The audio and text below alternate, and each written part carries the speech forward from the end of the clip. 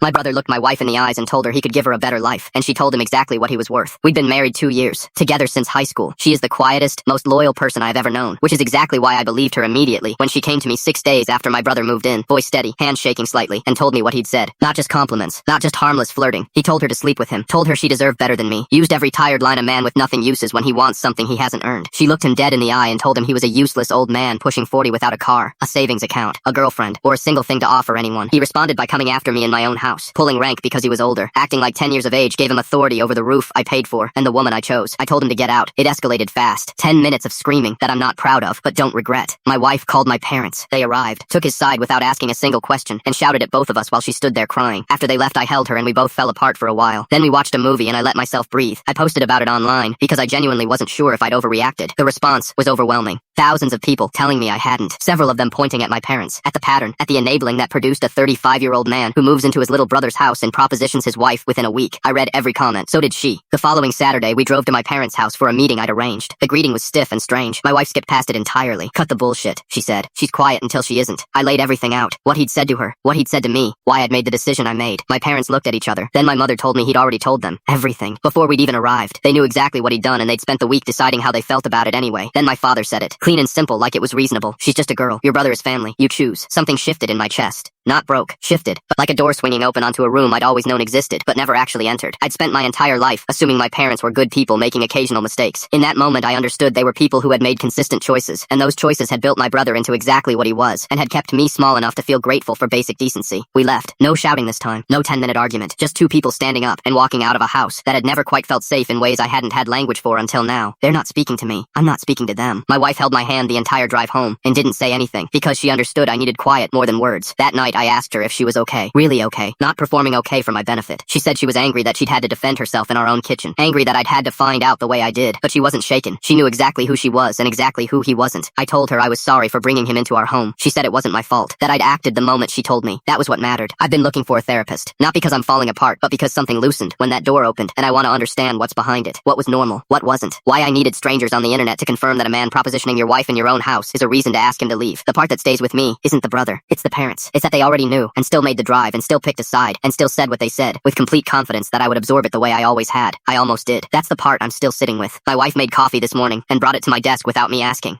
She does that. Small things, constant things, the language of someone who actually shows up. My brother is back at my parents' house, 35 years old. No car, no job, no accountability. My parents are angry with me. I watched a corny movie with my wife and cried a little and felt more at home than I ever did in the house I grew up in. I think that tells me everything I need to know. I believe prioritize your spouse and enforce boundaries. Cut off family that enables entitlement and betrayal.